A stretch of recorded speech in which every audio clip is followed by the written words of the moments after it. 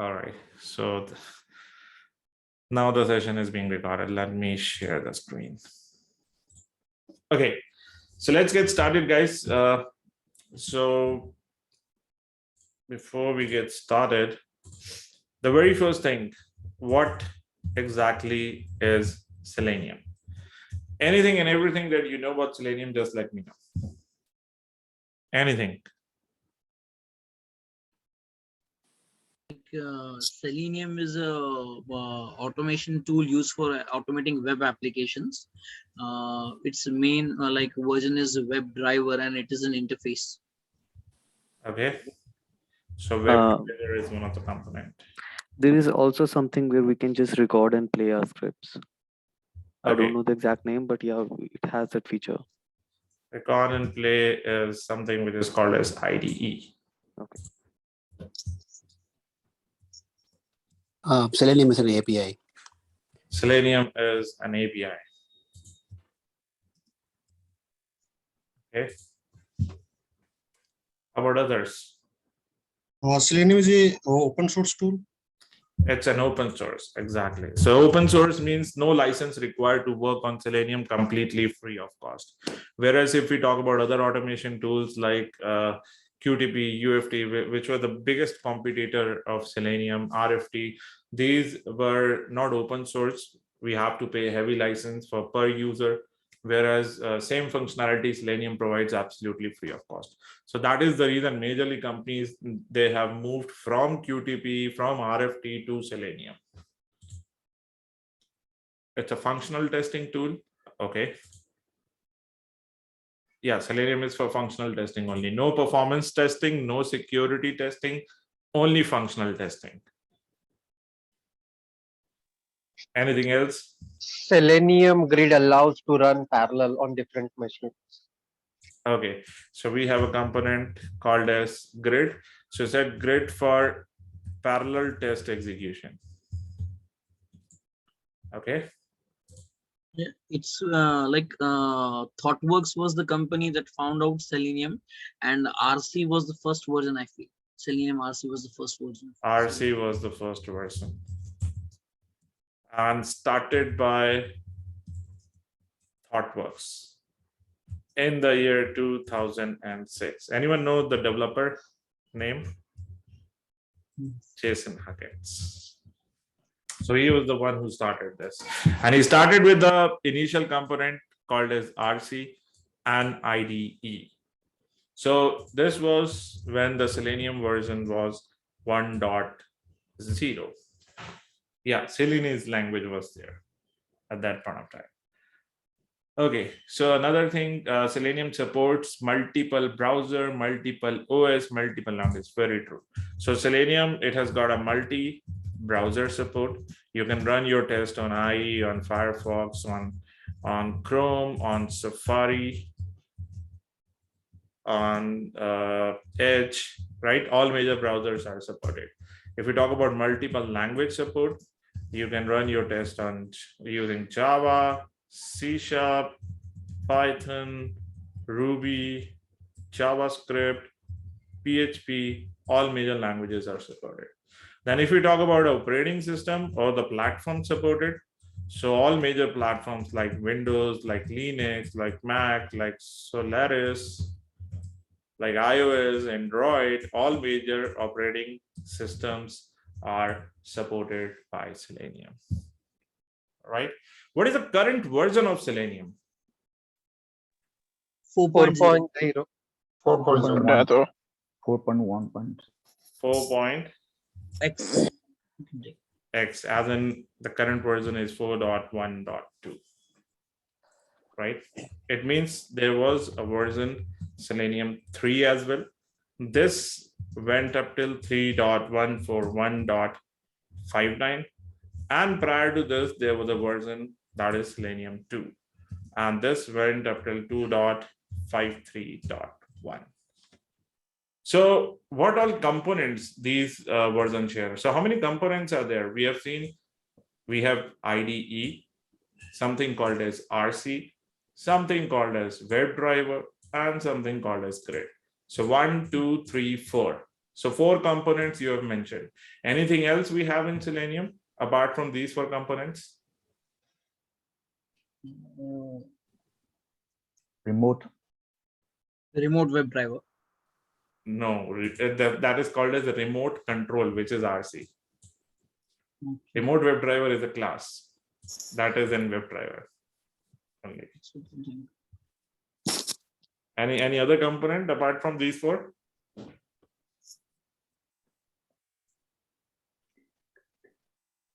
No, only 4. So yes, these are the 4 major components, right? There is nothing else apart from this. So Selenium 1, what all components were there in Selenium 1? IDE was there. ID. Then just ID? RC. RC. RC. RC. Hmm. Only ID RC?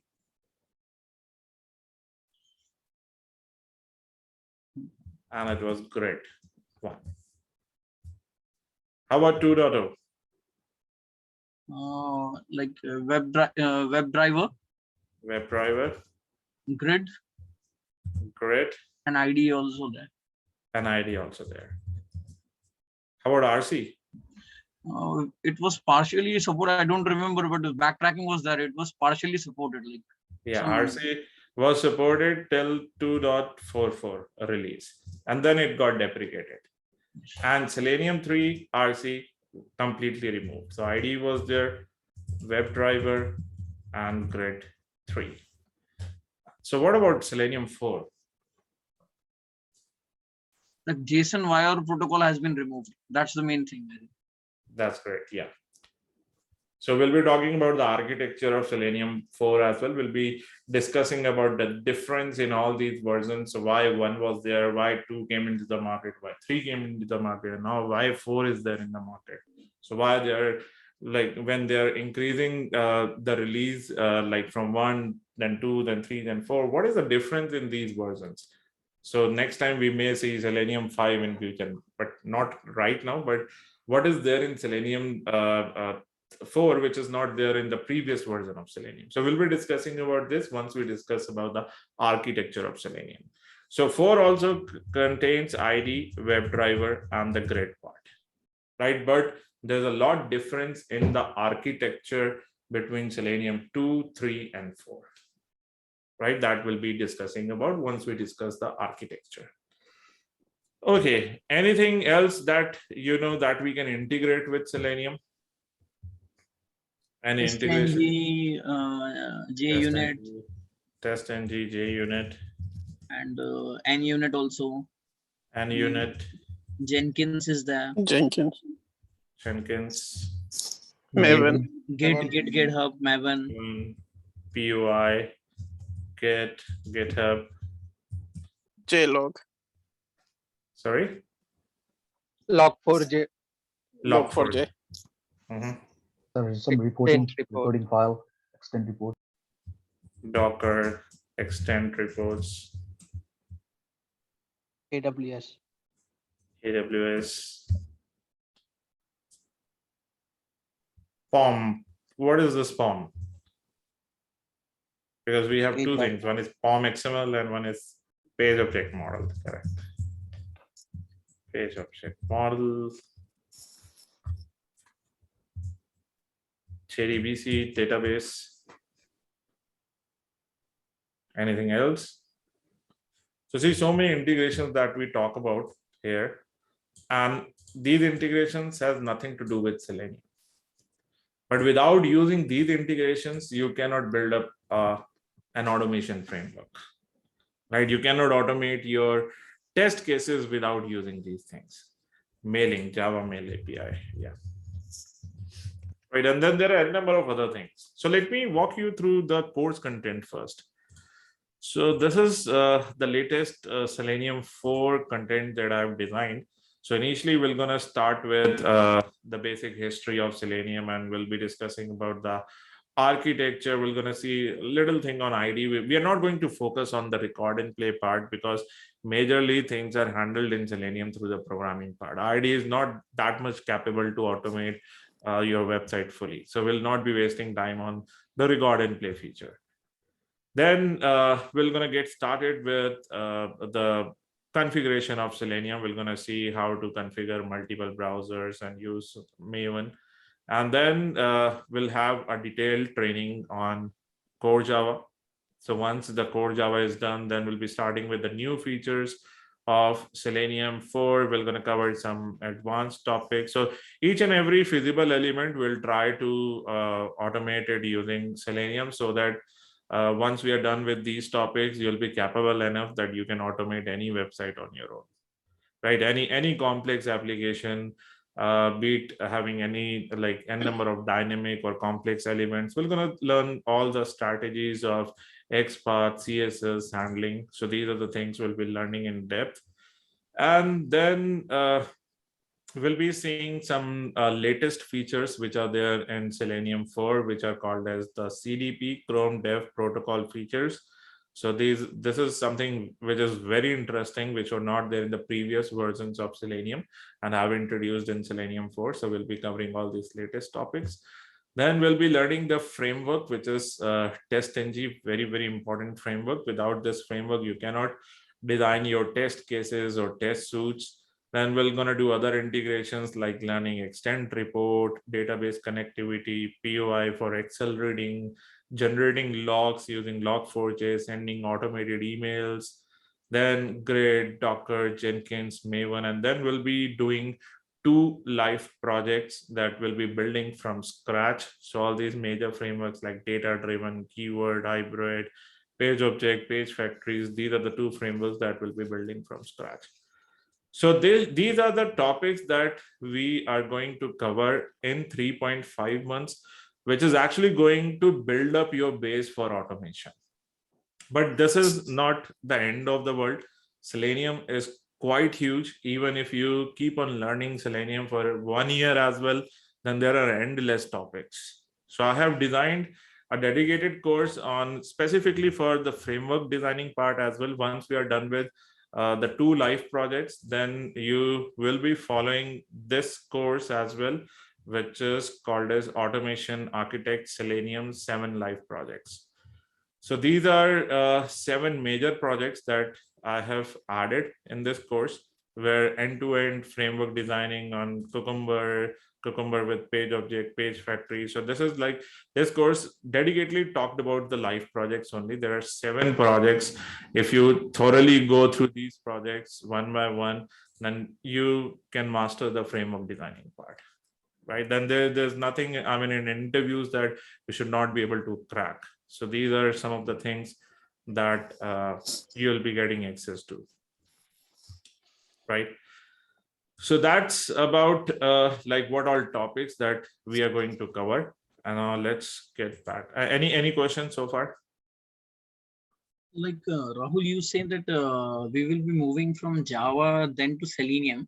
So if Java batch starts right now, means from the next after the 2 sessions, then would the Selenium batch continue simultaneously, or it would be started after 1.5? Yeah, that's what I mean. Like you cannot do Selenium and Java in parallel because both the batches run at the same time. So 8 to 10 for Selenium and 8 to 10 for Java.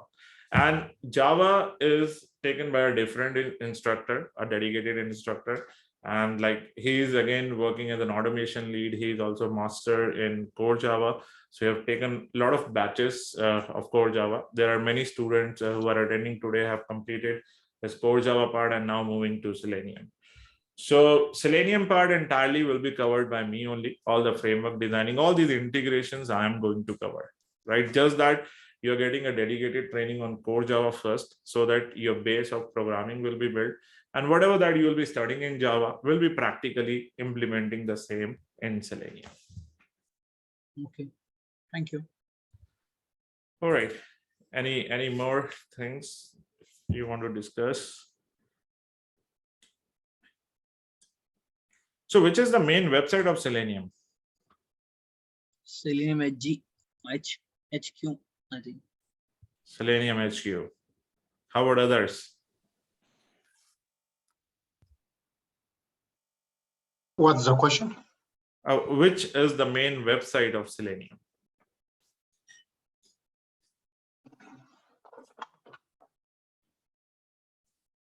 Selenium website. Come on, guys. Selenium dev. Selenium org. SeleniumHQ.org was the previous website. Now, if you Selenium.dev. over here, it's selenium.dev. So this is the new website. Not new. I mean, this was moved from seleniumhq.org to Selenium dev a couple of months ago. So you can see over here, Selenium automates browser. That's it. Selenium is only for web-based testing. You can only automate websites.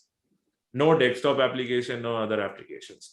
So when we are doing manual testing, what all types of application do we generally test? So we test desktop apps, right? We test websites, web-based applications. Anything else apart from this that we test manually? Database testing. Database. We test database, Database, API testing, Mainframe testing. Mobile applications. Anything else? API. API, web services. API as in the web services.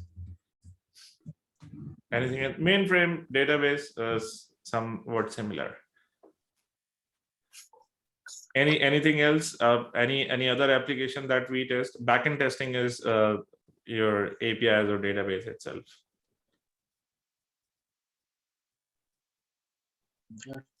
Anything else that you can think of? I guess these are the only applications, right? Where we do functional testing, security testing, performance testing, right? But the applications that we test are from these 5 major areas only. So if we talk about Selenium, Selenium comes over here, the web-based application. Selenium can automate only and only web-based applications. Then why demand of Selenium is more? Whereas if we talk about QTP UFT, it can automate desktop as well as it can automate web-based applications. Then why demand of Selenium is more? It's open It's source, open source. and most of the things have moved to internet. So very huge support is available on the internet as well. So yeah, Selenium has got a very good community support, although it is open source, but like the Selenium has got a huge community, right? You just post your queries in Stack Overflow, in Selenium groups, you'll get a very quick response on your queries. It has got a huge community support. Although it's open source, they're not charging you for it, but still they are providing very good support for it. Whereas if we talk about QTP, the very first thing about Selenium, before we move to QTP, Selenium, we discussed that it is an automation tool, but to be very honest, Selenium is not a tool. Not a tool means you cannot install Selenium. You're not going to get any GUI application, a setup file like we get it in RFT, in UFT, where we double click on it, it gets installed on our machine, provided a platform where we can do record and play scripting. It's nothing like that with Selenium. You're not going to see anything like a GUI in Selenium. You don't get any setup file when you're working with Selenium. So if it is not a tool, then what exactly is Selenium? So someone says it's an API. We can call it as a project. It's a file actually. Yeah. It's a jar file. It's a jar file. See, in case you're using Selenium with Java, then Selenium is available in a form of a jar file. If you're using C#, Selenium is available in a form of a DLL file. If you use Python, it is a pip library. If you use Ruby, it's a gem file. Same way, JavaScript, PHP, different bindings are available based on that language. So since we have started Selenium with Java, we are saying that Selenium is a jar file. Now, what is a jar file?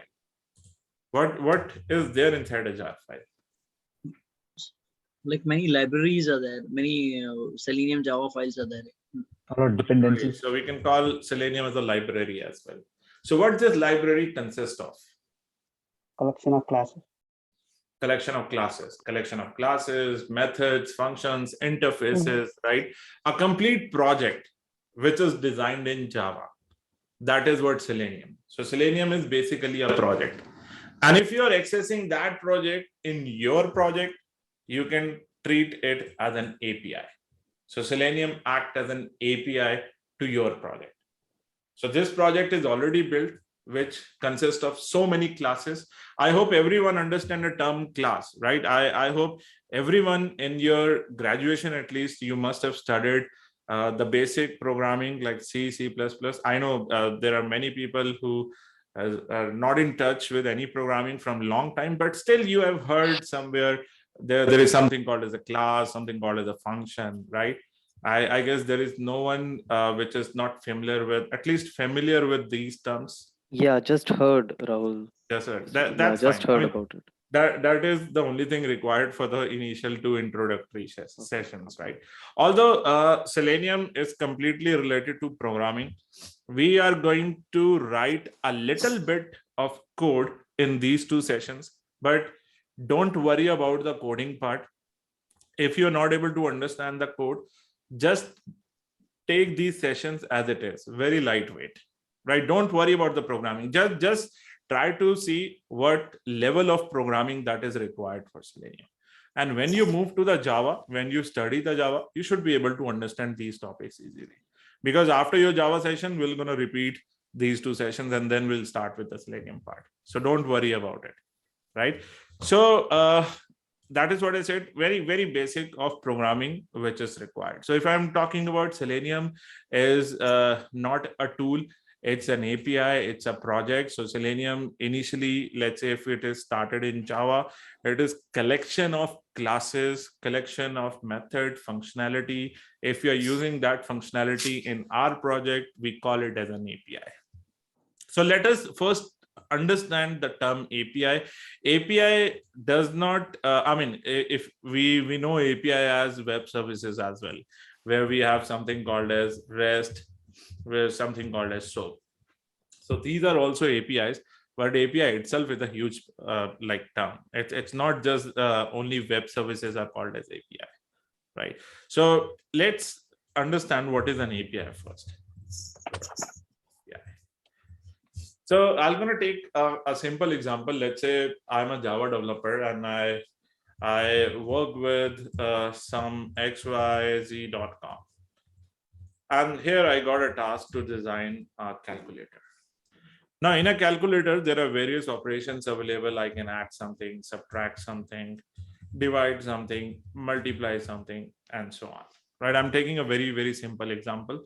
So let's say as a Java developer, if I have to develop a calculator in Java, then what I need to do, I need to design a class called as calculator. Now, what class consists of? What do we have inside a class? Methods and variables, Methods, variables, constructor. data type, constructor, so many things are there, right? So like a class is a combination of so many methods. So methods as in methods are also called as functions. So let's say if I want to design a function which should add some numbers, I'll go inside this class and I'll design the function called as add. And in this add function, in Java, we call functions as methods. So we're going to call it as method from now onwards, right? So in this method, I'm going to write some code so that when you call this method, it is going to add some numbers. Similarly, I'll be designing a method called as subtract, divide, multiply, and so on. Let's assume I've designed all the methods. Calculator project is ready now. Now I want to call this addition method from this calculator class. How to call a method from a class? Create object. Like if it's static, you can use it by the class name. And if it's Forget about static, non-static thing. Just as it is. I mean, like we have not added any static thing right now. Class name dot method. Class Create name object dot first. method. Create object. So we will be calling the method based on the object only, right? We cannot directly call it calculator.add. We cannot do it, right? For that, yes, there is something called a static, but we have not discussed about static, non-static right now. So creating an object, what is the syntax for creating an object? we need to create an object of a class in order to call the method. So what is the syntax? How to create an object of a class? Class name, new Class name, and new Yeah. class name.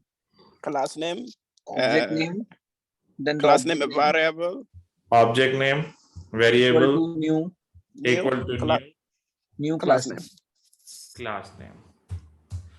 This is how we create an object of a class.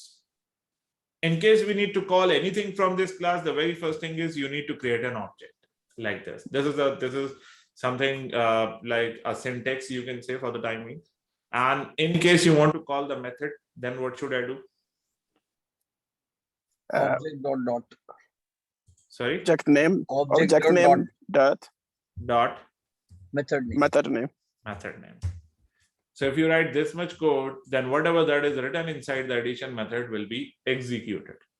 After this, in case you want to call subtraction, you will say obj dot subtract, obj dot multiply, obj dot divide. So this is how one by one you can call all the methods from this class. But before that, you need to create an object, and this is what the syntax of creating an object.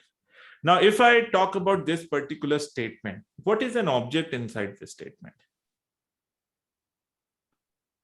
New and I'm sorry. new word creates the object. New creates the object. So shall I say this is the object? No, new plus So the class new name. means the class name is created in the memory. I think obj is the object. Obj is the object. Okay. I How mean, about I'm others? just guessing. Obj is the totally- reference to the object, and new creates the object. Okay. How about other guys? I want everyone should participate. Don't worry if it is correct or not. Don't worry about it. Yeah, But obj just- is a obj is a variable, and new and calculator. The class name is gonna be the object. Okay, so you're saying this is going to create an object, and this is Yes. just a variable. This Yes. is not an object, right? So normally, like most of the people initially, I mean, they think that this is an object. This is not an object. It's just a variable name. I can change this name to CALC as well, right? When I use CALC, then I need to change the reference over here to CALC. So this is just a variable name. This is not an object. This is holding the address of an object. An object is always created whenever we do new calculator. Now, what is this? What is this? We'll be talking about this in more technical terms once we start using some editor. Normally, in previous time, people used to write Java code in Notepad. But these times, there are many editors available in the market with which provide you a lot of artificial intelligence. If you're not good in coding, these editors helps us a lot while writing code. If you make any mistake, they provide a suggestion. If there are hundreds of methods inside a class, we need not to learn all the methods. We simply say calc dot, and it is going to show us list of all the methods. So some editors are paid, some are open source, like IntelliJ is there, NetBeans is there, WebStorm is there, Eclipse is there. Eclipse is one of the most popular editor, very widely used in the industry, and it's completely open source as well. So we call it as Eclipse ID, that is integrated development environment. This is an editor that supports so many languages, not just Java. You can write C++ code, Python code, Ruby code, all this coding you can do it in this editor. But we are going to use it for the very basic core Java part. And that is what the prerequisite to get started with this Eclipse is, that you need to have Java installed on your machine. And the recommended Java version is 1.8. Java 11 is also stable, but 70% of the market is using Java Jdk 1.8. That is Java 8. So anything less than Java 8 is not going to be supported by Selenium. Latest Java is Java 17 and above, but I don't recommend you to use that because many integrations may not gonna work in future. Even if the basic core Java programs are running using Java 17, but later on, once you start integrating it with Maven, Jenkins, Extent Report, you may gonna encounter some issues, and then you have to revert it back to Java 8. So I would always recommend that install this JDK 1.8, and all your integrations that you are going to use with Selenium, with API, with any project are going to work absolutely fine, right? So how to get this JDK install on your machine? First, you need to go to control panel and check if you have already installed any Java on your machine. So how you're gonna check it? Go to uninstall a program, and here just see which version of Java is configured on your machine. So you're gonna find Java over here. See, I have Java 1.8. If you see Java 17, 16, or any other version, just click on uninstall directly. It is not going to hamper anything on your machine, right? Just uninstall this, then simply go to Google, type download JDK 1.8, and from Oracle, just click on this link. You need to create a simple account of yours, a free account of yours on this website. Then only it will allow you to download these files. So see, Java is available for Linux, for Mac, Solaris, Windows. All major operating systems are supported. So based on your OS, if you're using Mac, you'll be downloading this DMG file. If you're using Windows, the 64-bit is this exe, 32-bit is this exe. So I guess majorly people are using 64-bit. In case you are using Windows, you should be downloading this exe file. So once you download it, installing Java is very simple. Just double click on the exe file like you install a simple software. Just double click next, and Java gets installed on your machine. Once it is installed, you're going to see it in your program files. You'll see, go to C drive, program files. You'll see a Java folder over here. If you open it, you'll see two things. One is JDK and one is JRE. JDK stands for Java Development Kit, and JRE is Java Runtime Environment. What are these two things? Again, you need not to worry about it right now. We'll be discussing about this in our core Java lectures. So don't worry about what is JDK, what is JRE. How to check for Mac if it is installed or not? The other way, you in Mac, you can open up your terminal and simply type Java-version. If you get any Java version over here, by default, Java is installed on Mac, but just see if it is installed or not, which version it is showing. If it is showing Java 17, then I'll give you some steps like which you can do it for Mac as well. On Mac, we need to configure some environment variable through bash profile, so that I'll let you know how to do it. But for Windows, again, for Windows as well, we need to do some configuration in order to configure Java globally on our machine. It's not that installing Java, that's it.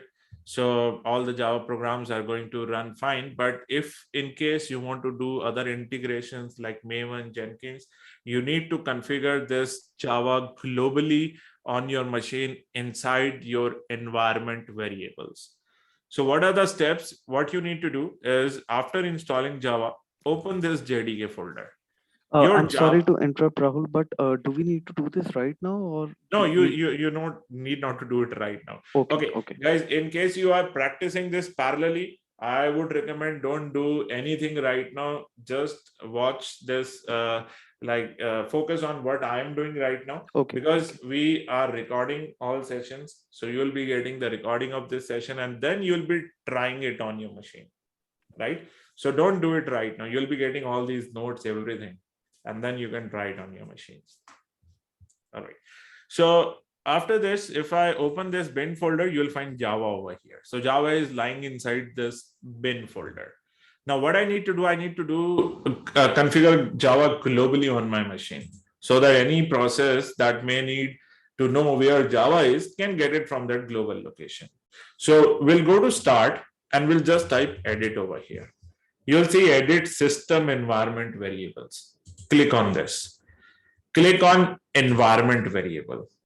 You need not to do anything inside these user variables. You'll simply go to system variable, click on new, create a new variable with the name Java_home, and copy the path of JDK folder, not the bin folder, just the JDK folder.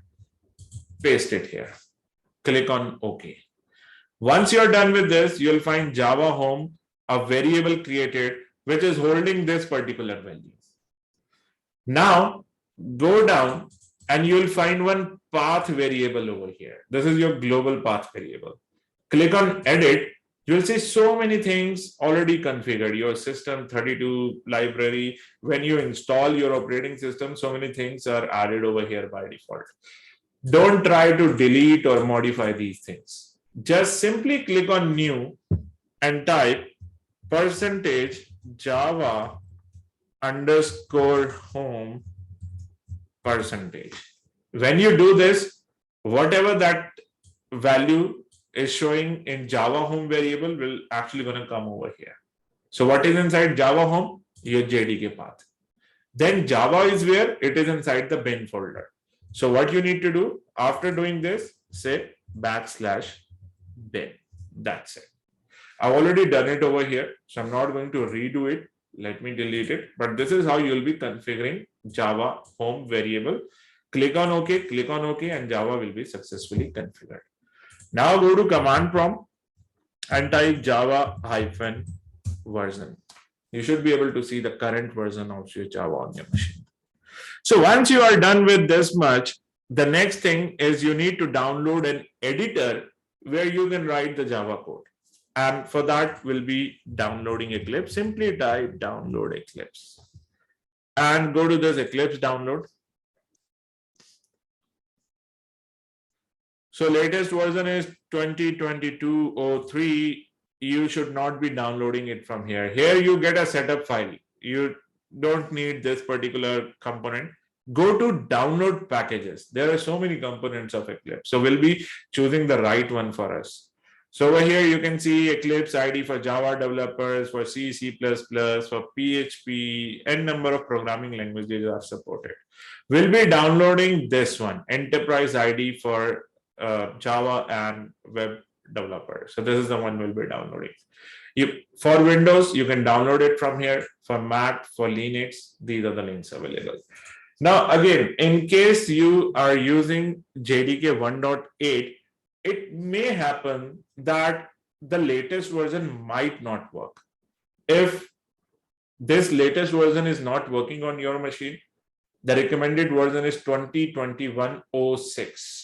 So click on this and same version, you're going to get it.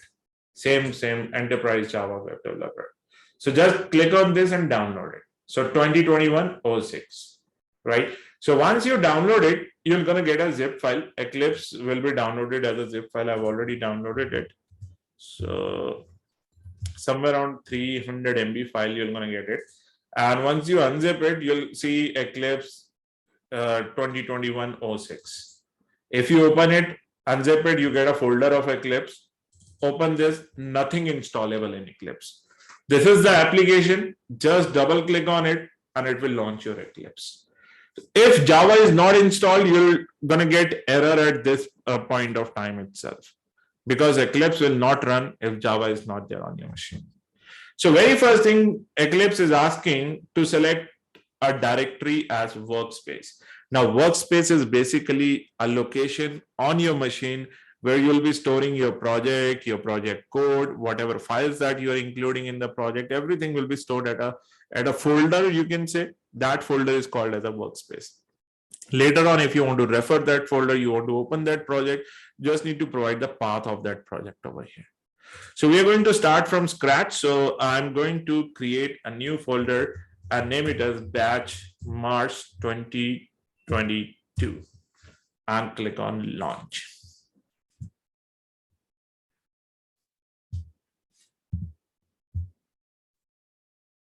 So it is going to take a few seconds to launch. Let us wait. Yeah. So this is the welcome screen you're going to see in the very beginning. Just close it. And this is your Eclipse. So there's your project explorer. You'll be maintaining your project hierarchy. Here you'll be writing the code, and here you're going to see the output of that code. So right now, we are trying to understand that what is an API. And for that, I'm going to work as a Java developer, and I'm going to design a project which is called as a calculator project. For that, I need a Java environment on my machine. I've installed Java. I need some editor. I've installed Eclipse. Now let's see how to create this project. So in order to create this project, I'm going to click on create a project. And from here, I'll be selecting Java project. Click on next. It is asking me for a project name. So project name, I want to give it as, let's say any name you can give. Calci project. And you can see it is asking me, it is showing me something Java 16, right? So in case your Eclipse shows any other version, try to change it to 1.8 and click on finish. Click on open. Right, so this is your Java 1.8. Now, this is your project. You can see one SRC folder over here. You can see something called as a JRE system library. If you expand it, you will see so many libraries. These are basically jar files. Your Java library, Java internal library is mapped to your project. And this is very important because what happened in case you were working on Notepad. So what happens is there are many things that you need to import. As in if you have worked on C, C++, you must have done something like include conio.h, include studio.h. Same way, if we work on Java, we do something like import java.util.star and n number of other libraries. So when you are using Eclipse, you need not to worry about these internal class imports, internal package imports. That will be automatically handled by Java. So Java is already added to your project. You just need to focus on creating your own classes, and classes will be created inside this SRC folder. So here you just right click and say new, and you will see a lot of options. We need to create a class. I'm going to click on class and provide some name to your class. So I'm creating calculator. I'll be giving the class name as calculator. So calculator with capital C. So this is mandatory. Not mandatory as in if you can give it, give small c as well, but these are some industry standards, which is called as Camel Casing. The class name always starts with a capital letter. If you started with a small letter, you're not going to see any error. But any other person who is going to read your project may not be able to understand whether this is a class or this is a method. What is camel casing? We're going to discuss about it in some time. So let's just create this class. I'm going to check this public static void main, click on finish, and we're going to see a sample code over here. Let me increase the font size. So these are comments. I can remove it. Now there are a lot of things over here. This whole thing is called as a class. This is a by default method inside this class. Anything you want to execute should be inside this method, by default method, which is called as the main method.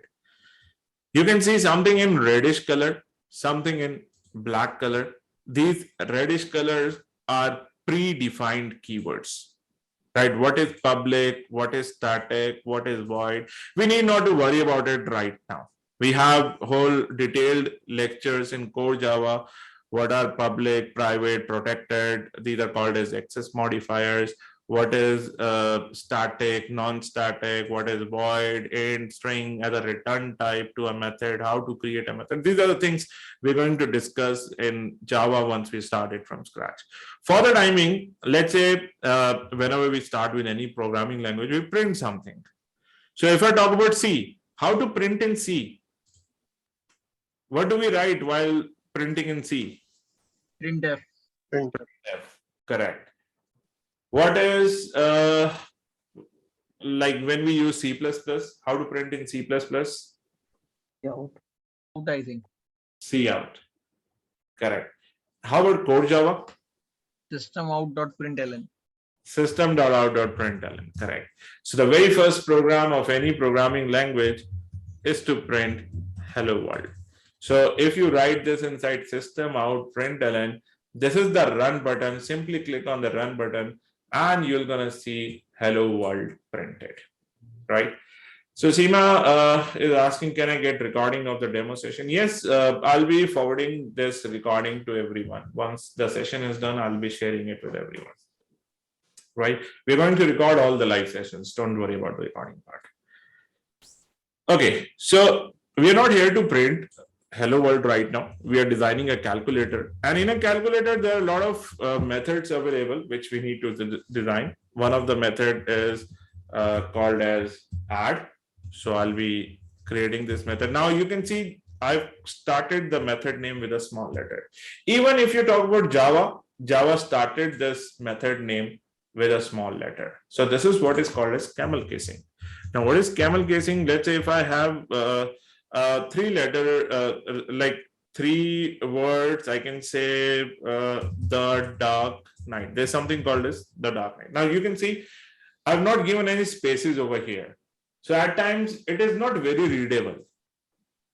But in case you want to make it readable, and let's say you want to create a class name like this, to make it readable, you start the class name with a capital letter.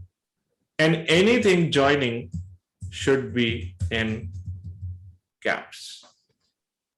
Same way, if this is a method name, then I'm going to start it with a small letter. Anything joining should be in caps. This is what is called as camel casing. This is in a form of camel, right? So this is in case you follow these standards, next time anyone who reads your project must be able to understand, okay, this is a class or this is a method. So we'll be following the same pattern throughout our project, right? It's not like if I create this as a capital letter, it is going to throw me an error. It is not throwing any error. It is still going to work, but we should follow the industry standards, right? So method name should always be in small letter and class name should always be in capital letter. Now, inside this method, I'm going to write something which is going to add some numbers. Right now, we are not familiar with programming, let's say. So I'm just going to print. I'm going to print adding some numbers, right? So it means whenever you call this add method, it is not going to add something. It is just going to print adding some numbers. Same way, I am going to create other methods. Let me copy paste it. So after add, I'm going to create subtract. This is going to subtract some numbers. Then divide. This is going to divide some numbers. Then multiply. And this is going to multiply some numbers. Let's say we have created all the methods which were required for calculator. Now I want to call this addition method. So how to call it? We have already seen we need to create an object of this class. Calling part will be done inside the main method because our Java is going to start from here, right? Anything will be executed. The execution starts from here only. So we need to create an object of this class like we discussed over here. This is how we create an object of a class. So I'm just going to copy this and I'm going to paste it over here. See, no errors. This is a correct statement, right? If I write calculators instead of calculator, see, it is highlighted with red color. We got a cross over here at line number 41. So if you mouse over onto this, Eclipse will gonna give you suggestions if you make any mistake. It says that cannot be resolved to a type. Either create a class calculators. There is no class called as calculators, right? Or change it to calculator. So if I click on this, it changed to calculator. So this is the correct statement. Now, if you do calc dot, you should be able to see all the methods which are there in this class, like addition is there, division is there, multiplication is there, subtraction is there. So if you call addition, save this, run this, you're gonna see adding some numbers. Same way, if you want to call other methods, calc.divide, calc.multiply, calc.subtract, and run this. You're gonna see all the methods are executed, right? So all the methods are working fine. Now I'm going to create one more method, but that method is going to have a same name as of the class name. What we call it as? Constructor. Constructor. So we have constructors in C++ as well. What are constructors? They use for initializing the object variables. Okay. How about others? What are constructors? No Oh. idea. That's fine. Whenever object is created, the constructor is called first, and whatever is written inside constructor gets executed first. Absolutely. So see, constructor, treat it as a method only, right? We have a method add, subtract, divide. Same way we have a method, but it has the same name as of the class name. I can write any code inside this method as well, right? Like I'll just gonna write calling constructor. So let's say how we call this method. Like we call addition, subtraction, division. What we did, we call it like this: calc.add, calc.divide. Now let's call this method, which is called as calculator. I'm not getting it. See, with capital C, I'm not getting it. With small c, I'm not getting it. You cannot call it like this way. This is not a method, right? You cannot directly call it. Then how are we going to call this? Even if I don't call any method in this class, I'll just create an object of this class and run this. The very first thing that is automatically called is a constructor. So constructor is like a method only. It is having a same name as of the class name. And this is the very first thing that is called as soon as you create an object of a class. So whenever an object is created, constructor is called.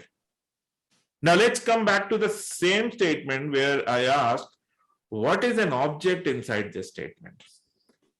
So some people were saying calc is an object. Some people were saying new is an object. Some were saying new calculator is an object. Let's assume calc is an object. So if calc is an object, I need not to write this thing. Let's remove it.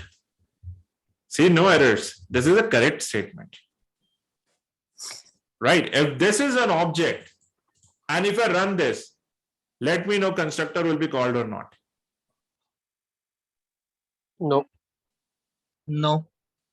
No, right? Because this is not an object. If I run this, see, nothing happens. Constructor is not called, right? Now, you were saying that this is not object. So I'm going to remove this. Is this an object? If this is an object, if I click on run, then the constructor will be called. Will it be called or not? Yes. Yes. It will be called? Yes. Okay. No? No, because you need to give a reference. Yes, it will be No. called. No need to give a reference. It will be called. Okay, so let's run it. See, it's called. Right? So this is where the constructor is, like an object is created. So if this is an object, what is the need of that calc? Why we have created that? Why we need it? It's a reference like a variable which we can use for our understanding. For our understanding, that's it. Programming usage means. Okay. All How the about others? methods. Why this is needed? Why we need calc? All the methods. We can call the methods, right? To say calc.add, calc.subtract, calc.divide, right? We need this calc. If we don't have this calc, can we call a addition method without this calc? Yes. Yes. New calculator dot add. I think. Dot. New calculator. Can we call it? Can we call addition? Yes, I think. New calculator dot Yes. add. Add. Absolutely. We can still call addition. See, if I run this, you're gonna see adding some numbers is called.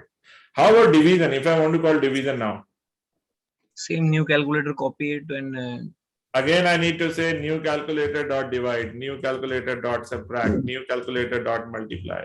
So it means if there are 100 methods inside this class, I need to call it like new calculator 100 times, and you'll see what happens. See, 100 times a constructor is called. Right now 4 methods were there, so 4 times the constructor is called. So it means at every step an object creation is being done. So this is not correct. We want that only one object to be created in a memory and all the methods to be referred from the same object reference. So what we did, we store it in a variable wherever the address of the object is, we store it in some variable. Variable name could be anything. You can even give it like ABCD. We generally give it a meaningful name. We call it as calc. And then every variable must have some type. Now, what are types? Let's say I want to store a value called as 100 in a variable value equal to. Now, what will be the type of this value? Integer. Integer. Integer as an int, right? So I can write int over here. What if I've written something like hello over here, or let's say I'm writing my name over here. Can I store it in int? No. String. I can't, right? String. So then it will be based on the value that I've given. So the type is called as string. So if you are storing some words, it has to be in string. If you're storing some numbers, it has to be inside integer. So corresponding to whatever value that you are storing, there's a data type defined for that particular value. If we talk about string, what is string? What is string in Java? It is a class. It's a class. It's a class. It's a data type as well as it is a class. If it is a class, then what is value for this class? Like it is a character array, I think. Yeah, it's a character array. We call it as a character array as well. So what is value for string? Value is the object, I think. Object. It's not object, it's object reference. So it's a reference variable. So if we do value dot, it will show me list of all the methods inside string class. You can see against each method, we are getting strings. So all these methods belongs to string class. Same way, when we were storing this object in some variable, there has to be a type for this variable. And this type cannot be string. This type cannot be int because this is not holding the int value. The type will always be of this class type. So that is the reason we write calculator calc equal to new calculator. In this, calculator is a type. See, whenever we make any mistake and mouse over, Eclipse suggests that it cannot be resolved to a type. So this thing is basically called as a type. This is your variable. This is your assignment operator. You're assigning the value of this object address. This is your keyword. And what is this thing called as? What is this? We're calling the constructor method. Constructor. This is called as a constructor. And this whole thing creates an object. So this is what we will be discussing these things from start in the Java sessions. Don't worry about if in case you don't know any programming. So these things, what is a class, what are objects, will be covered from scratch in Java, right? So don't worry about it. And then now if you call other methods like calc.add, calc.divide, calc.multiply, calc.subtract, and if you save it and run it, you'll see that constructor is called only once and all the methods are called from the same object. So it means only one object is created, right? So this is very, very basic part. Now let's say I've designed the entire project. Now I want to publish this project in the market because I've written somewhere around, let's assume 500 lines of code in this addition method with very complex logic. Guys, please put yourself on mute. So what I want that in case if anyone wants to do addition or subtraction, he should not recreate the entire functionality. I've already designed it. And I don't want to charge for this functionality. Anyone can use my project free of cost. So I want to launch it as an open source project. Open source not only means that it is free of cost. Open source means anyone can contribute into the development part as well. So if let's say if someone comes and he says that I really like your project, I want to contribute into the development part. I can see there are no methods included for calculating percentage, square root. I want to add that functionality to this project. Then he is most welcome. And if someone wants to use the functionality free of cost and want to do addition, subtraction, then he can use this project without paying any license. So how to launch this project in the market? I'll right click on this project. I'll go to export. I'll click on Java, select the jar file and click on next. Give some name to this jar file. I'll name it as calculator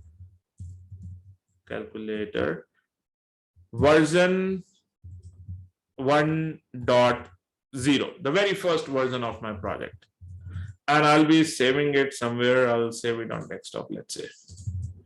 Save, finish. If I go to my desktop, I got this. I think this is not created as a jar file. Let me create it again with .jar extension. So I'll click on export, click on jar file. Yeah, I've not named it as jar. And then click on finish. Now you'll see this jar file generated. Now it is not like if I double click on it, it is going to install something. It is not going to install any calculator. This jar file consists of the classes that are there inside this project, the methods, the functionality that is there inside the project, right? So what I did, I uploaded this jar file to my website. Why? Because website can be accessed from any part of the world. If someone wants to add, delete, add or subtract or multiply something, he can download this jar file, include it in his project and access the functionality without paying any license cost, right? So, okay, there are some questions. Is the jar going to have all the classes in that project? Yes, all the classes that we have included in this project. Right now, we only have calculator class. So it is going to have just the calculator class.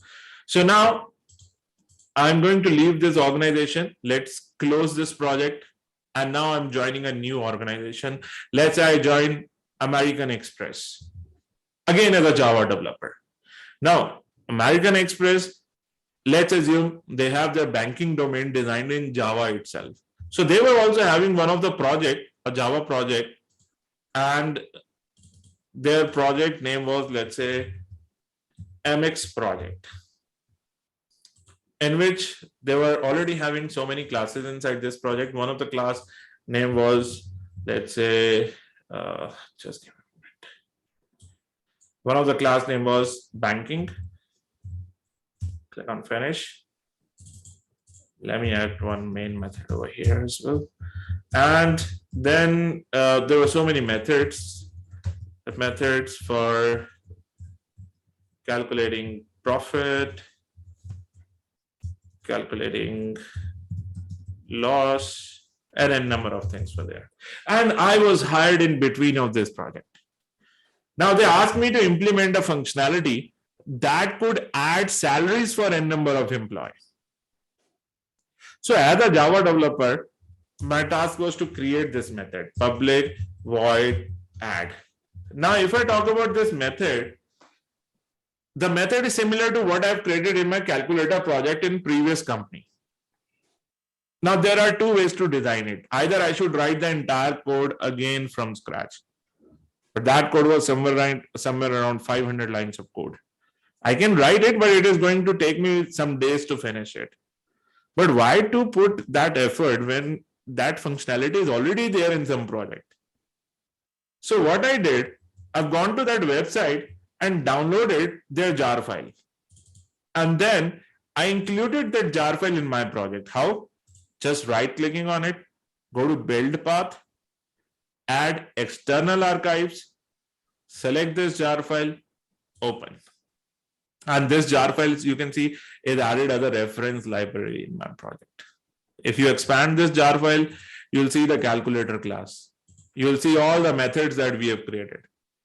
Although I'm not able to see the code, what is written inside addition method, because that developer might not have shared me the code, but I can still access the functionality. In open source project, developers, they give away their code as well. Because open source means anyone can look at the code and can contribute into the coding part. But let's assume right now we don't have the code, but still I want to call this addition method. So how to call it? By creating an object of this calculator class. Calculator calc equal to new calculator. And see, I'm not getting any error. banking is able to understand what this calculator is. How? With the help of the jar file. If jar file is not there, if I go to build path and remove it, then see my project will not work. It is, if I do mouse over, it says calculator cannot be resolved to a type, create a class calculator. But why should I create it if it is already created? But that is in a third-party project, not in my American Express project. So I need to include that jar file over here in order to make my project understand that the calculator class is over here. And now I can go inside my addition method, say calc.add. Let us change this name to add salary. Now I'll be calling add salary. How to call add salary? Add salary is inside banking. We need to create an object of banking by saying banking b equal to new banking. And then if I do b dot add salary, save it, run it, you'll see that the same code is executed. Without rewriting the entire code, just by adding this method from a different project, I'm able to build this add salary functionality with the help of this jar file. Now, if I talk about this jar file, calculator jar, this is what it acts as an API to American Express project. And if we are talking about Selenium, Selenium is one of the same thing. Selenium is available in a form of a single jar file or multiple collection of jar files. So if you go to Selenium website, their developer has posted their jar file over here. If you go to download, you'll see latest stable version 4.1.2. If you click on this, you're gonna see one jar file getting downloaded. If you go over here, click on show in folder, you'll see one single jar file. Just copy this. I'm going to move it somewhere. Let's say I move it over here. And same way, like we have added this calculator jar, I'll just right click over here, go to build path, add external archives, and add this particular jar file. That's it. That is the only configuration required for Selenium. We have successfully configured Selenium. You need Java, you need Eclipse, you need this jar. That's it. Now you can automate any website in the world easily. Let's see how to do it. Very first thing, in order to automate a website, you need to launch a browser. So in order to launch a browser, like in calculator, there was a class called as calculator in calculator jar. In case of Selenium, there is a class called as Chrome driver. So I'm going to create an object of this class, Chrome driver equal to new Chrome driver. See, no errors.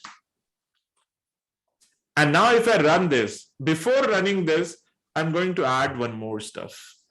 So I'm going to add this file. Now, what is this file? I'll let you know why this is required. Most of you might be knowing as well who have started with Selenium, but don't worry about what this file is. Forget about whatever I've added, right? I just called this class, that's it. Now let's run it and let's see what happens. See, a browser launches. Just by creating an object of Chrome driver class, a browser launches. So where the code is written for launching a browser, it could be hundreds of lines of code for launching this browser, but where it is written, where the code is written. Can anyone tell me where the code for launching the browser is there? Inside the constructor. Inside on Java. Inside jar file. Inside Chrome driver class. Inside Chrome driver class to implement the Chrome driver launching, because web driver is an interface and the implementation of the method is inside Chrome driver class. Inside the Chrome driver. So where inside the Chrome driver class? That we can't say.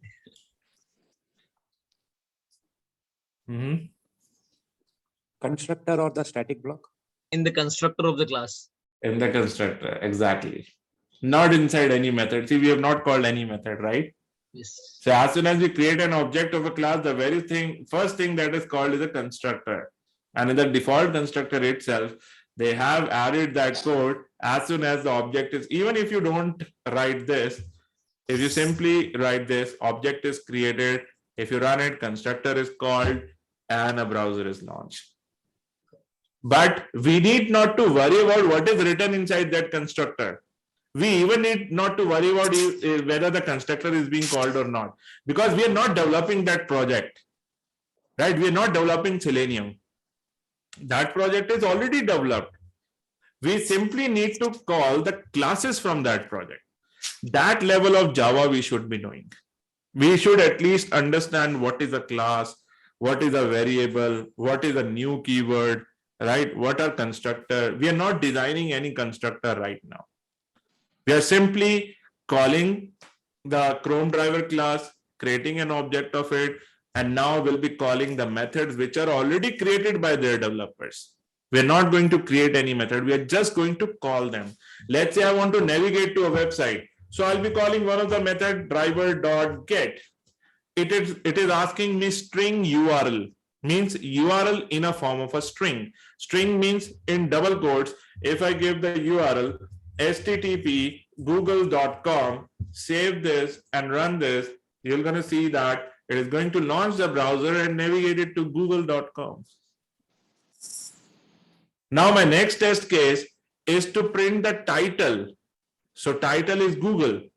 How to print the title? Again, one by one, I'll be calling the method driver.getTitle. That's it. But it is not going to print it, because printing task is not of Selenium. That is of core Java. So how to do it in core Java? You will be doing system out println like this. Let's save it, run it. You're going to see again, it navigates to Google and it's going to print the title over here, right? And then I want to close the browser. So I'll simply say driver.quit. That's it. Now it is going to run, launch the browser, navigate, and then quit. That's it. So does it look very complex? These are the things that you can achieve it via record and play as well. Record and play as in the plugin, Selenium IDE. The plugin looks something like this. So Selenium IDE is this. This is Selenium IDE, the record and play of Selenium.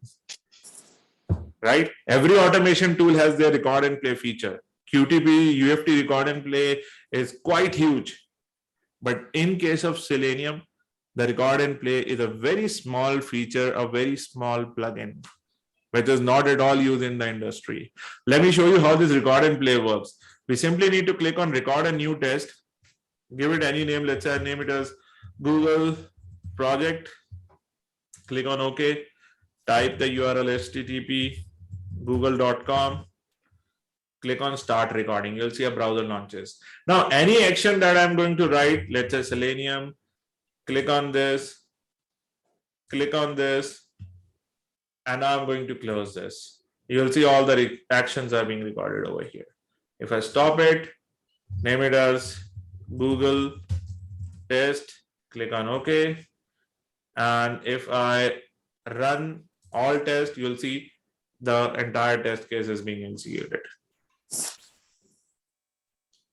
Okay, I guess some issue with the extension. I may need to rebuild this extension. Rahul, how did you add that extension to your Chrome browser? It's very simple. You can directly get it from the website. So you just need to go over here, selenium.dev. And if you go down, you'll find Selenium ID over here. So extension, if you read more, you'll get Chrome download. This extension is available for Chrome as well as for Firefox. Simply click on it and it gets added to your browser. That's it. So normally, after doing this record and play, what we generally do, because everything cannot be achieved using record and play, we try to just give me a moment. Okay, let me pause the test first. And then we click on export. And you can see a lot of languages showing up over here. We are working on Java. So click on export and go to desktop and click on save. So see, a Java file automatically generated. If I open this Java file, right click, edit, you'll see a code that is pre-written over here. So normally what people do, they generally copy paste this code and then copy this code and paste it Eclipse over here. But this is not at all a complex code. You can see driver.get navigate to google.com. This we have already done over here.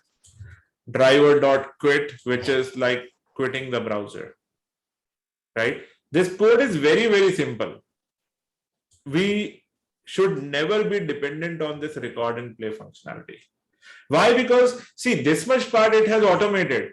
But if I talk about these components that we have listed down over here, that is TestNG, Jenkins, Maven, POI, Git, these are some of the things which you cannot integrate with the record and play tool.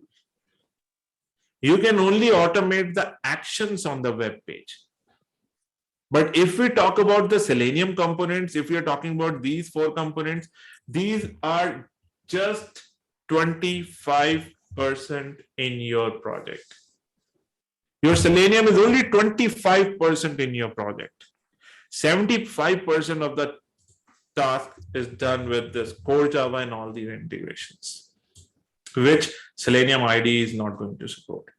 So how the 75% task is done? Let's say if I've written some code over here and I want that, okay, I'm going to write one more line of code. Don't worry about it, what I've written, by.xpath or by.name, q.set keys. Let's say I'll write hello Selenium.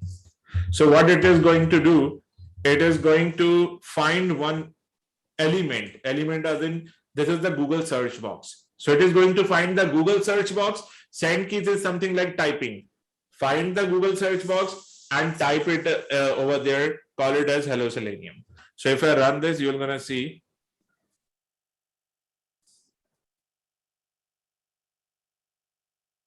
Okay, it quit because we have added quit. So the execution was very fast. Let me run it again. And see, it has actually typed hello Selenium over here.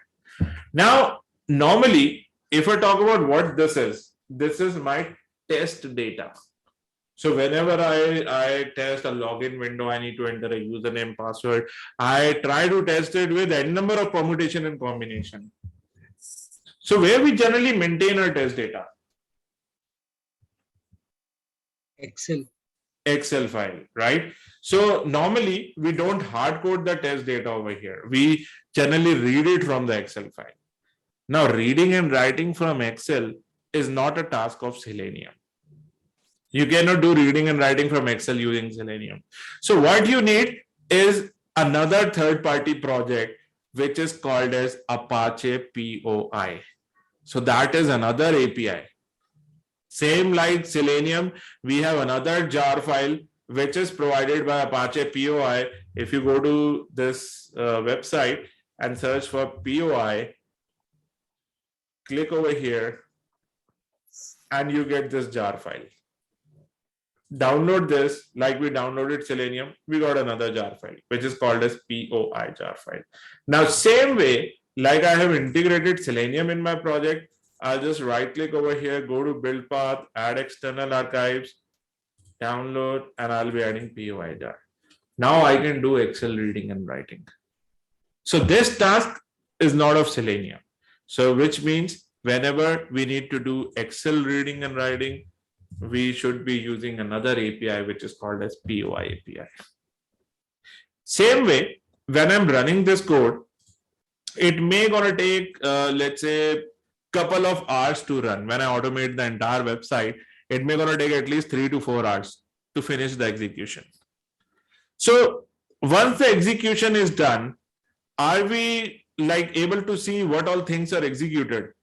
Or are we gonna sit in front of the laptop and we are going to watch, okay, Selenium has clicked on this link, then clicked on this button, then enter the username, then enter the password. We're not going to watch how the automation is running for 4 hours. But we want to I mean, we want to make sure that each and every action has been performed. So how can we keep a track of those actions? We'll be generating by logging. exactly. We'll be adding logging to our project. For each and every action, there will be a log generated with a current timestamp, something like this. If I show it to you, something like this.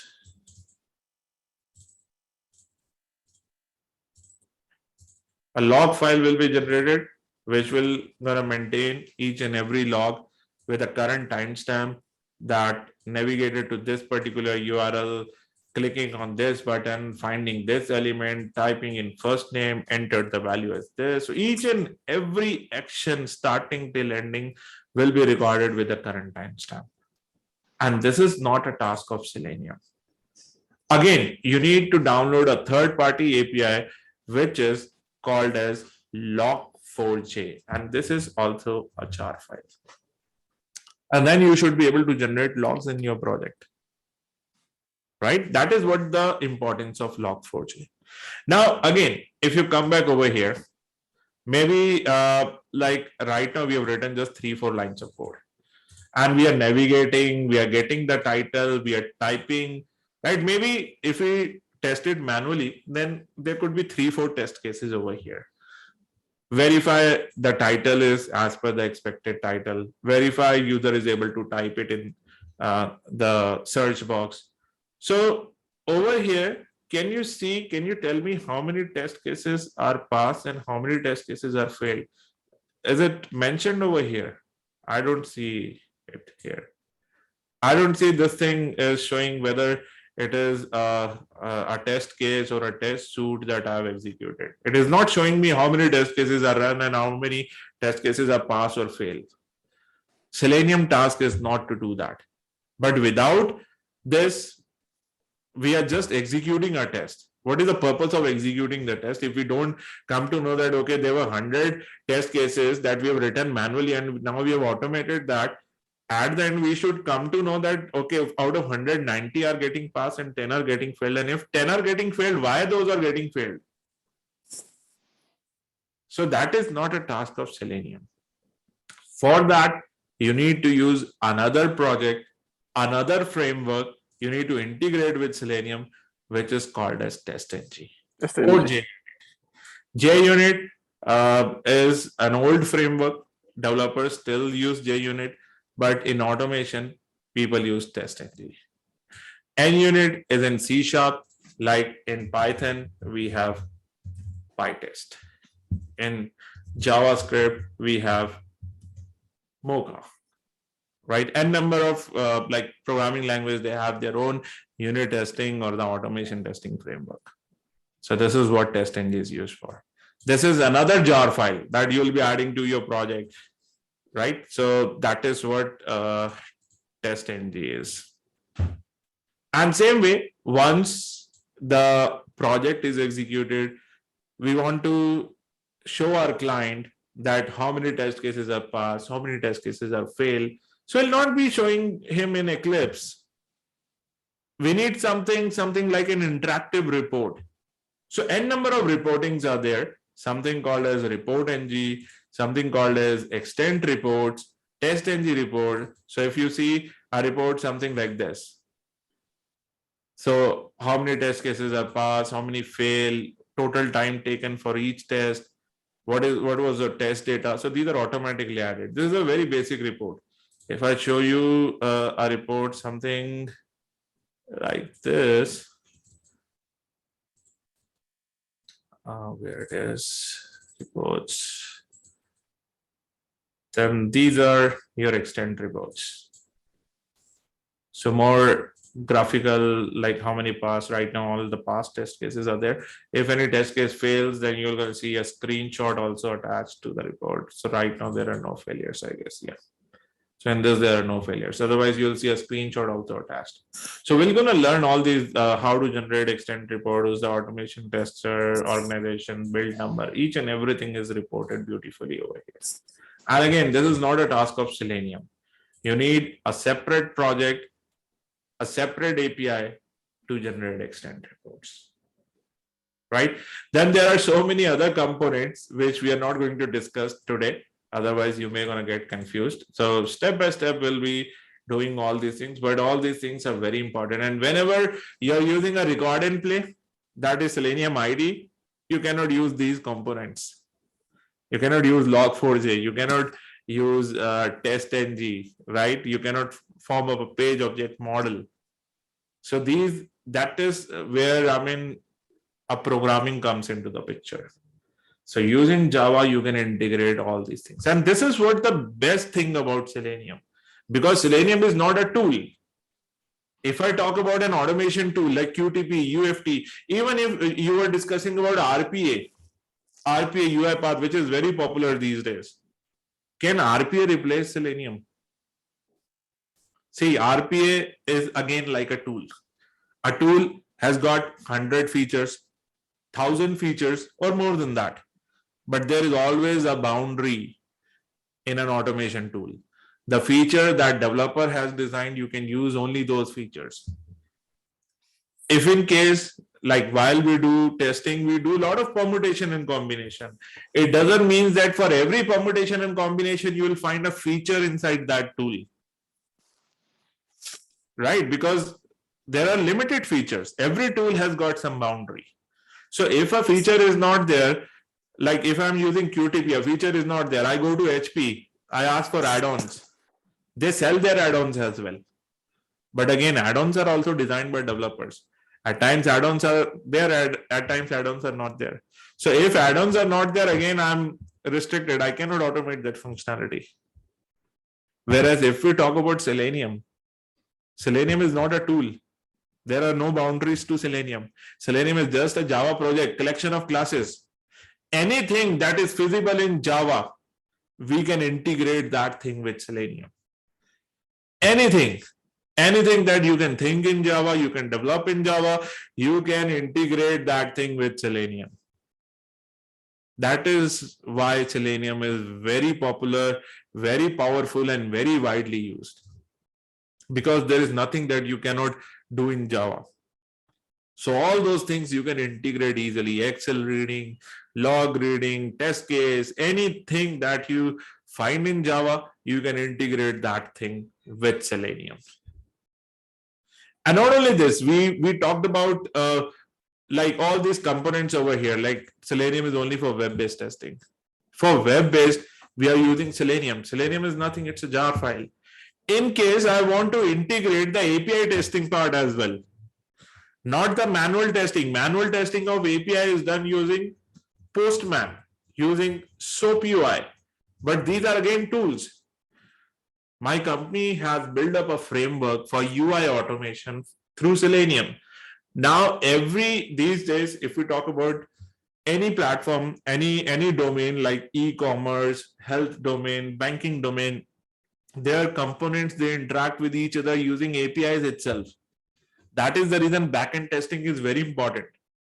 And if we are doing automation of that UI, our company is asked to automate the API part as well. For that, we should not be using a different tool.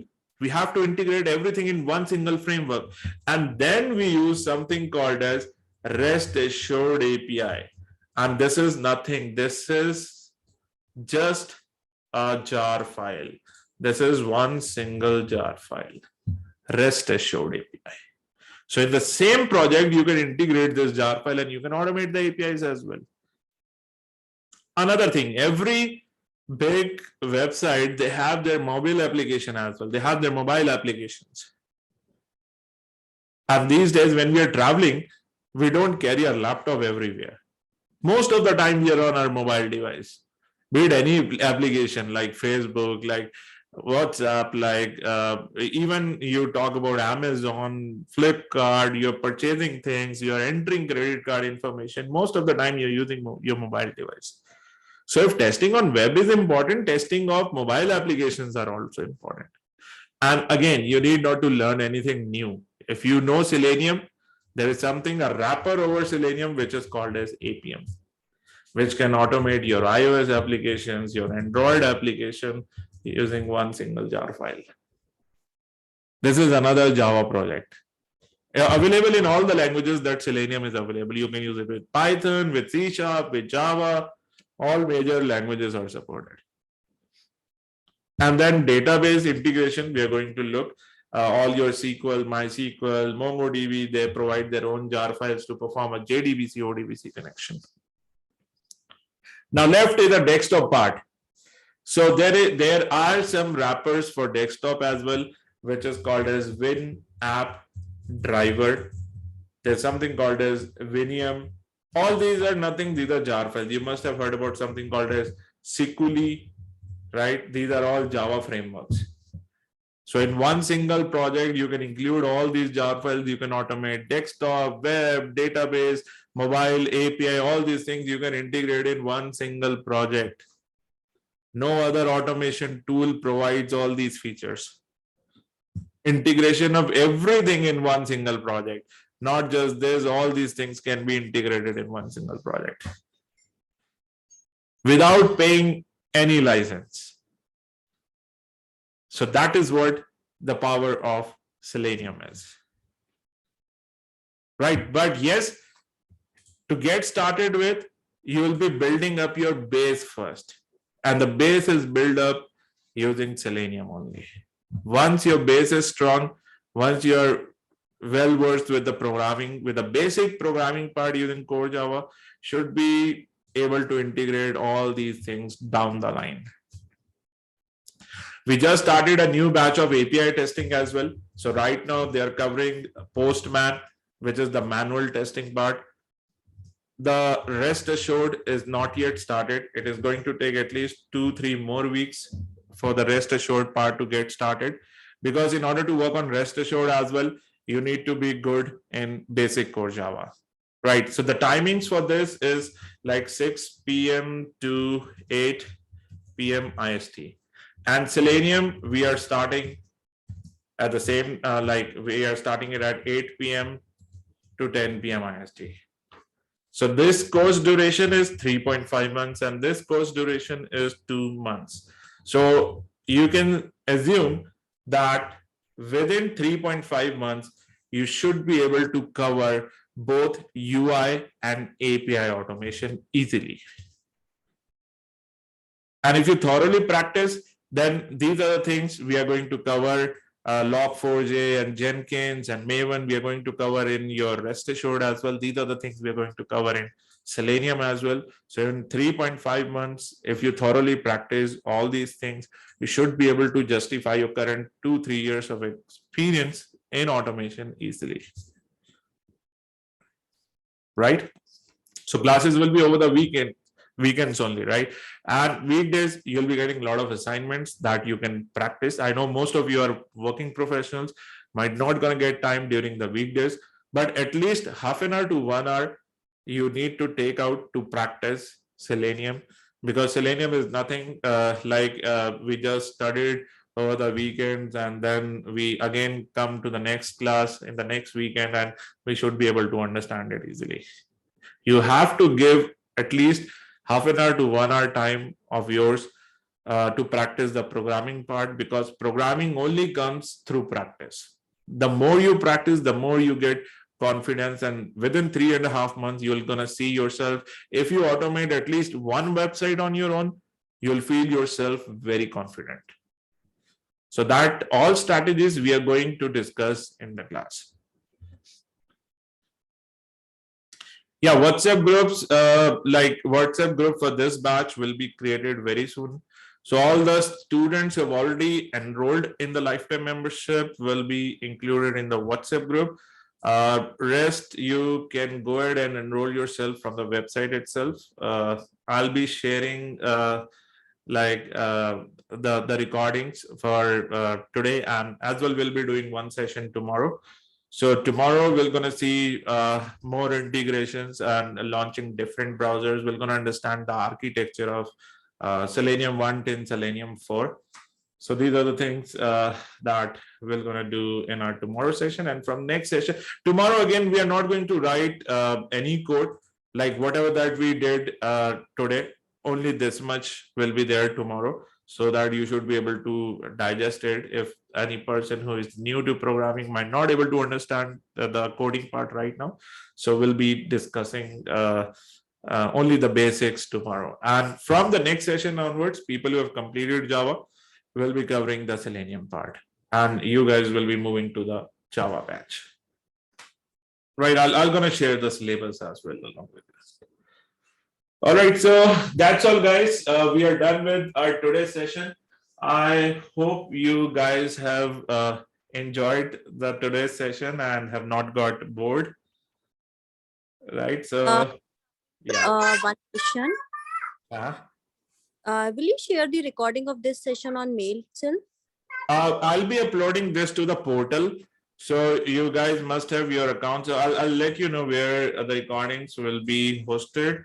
So if you go to this Selenium tutorial, you just need to log in with your account. Once you log in, you'll see my courses. And here you're gonna see this live training. Click on this and let it open. So here, if you go to your lecture, you're going to see the lectures like this. So just you need to scroll down to the very end. So see, this was the batch which started in Jan, which is done with the core Java part. And now the Selenium is started. So I'll be uploading Selenium sessions from here. And then there will be a new section added for the core Java people. So that I'm going to name it as Java part will going to start from next week. So I'm going to name it as batch April 2022. So all the Java part will be added over here. Right? Okay, the question my manager asked to write automation test with data independent means automate the test data creating and fetching part as well, and it can be scheduled. Yeah, these are the things, I mean, scheduling through Jenkins CI, we're gonna look at it in the live sessions. We'll be covering the test data automation, all these things will be there. Rahul, just one last question here. You said that we should not be using the latest version of Java along with Selenium, and which version should we be using? Can you just put an insight on that again back? Sorry. JDK 1.8. 1.8 is what we should be using. Okay. Yeah. 1.8. Okay. All right. So any more questions, guys? I hope you guys have enjoyed the session. It was Yes, great. Rahul, thank you very much. Sure. All right, guys, then thanks a lot for joining in. Tomorrow's session link will remain the same. So you guys can join sharp at 8 p.m. IST. So thanks a lot, guys. Thank you for joining. Thank you. Bye. Thank you. Thank you. Thanks. Thank you, Rahul. Bye. Thanks, everyone. Thanks. Thanks, everyone.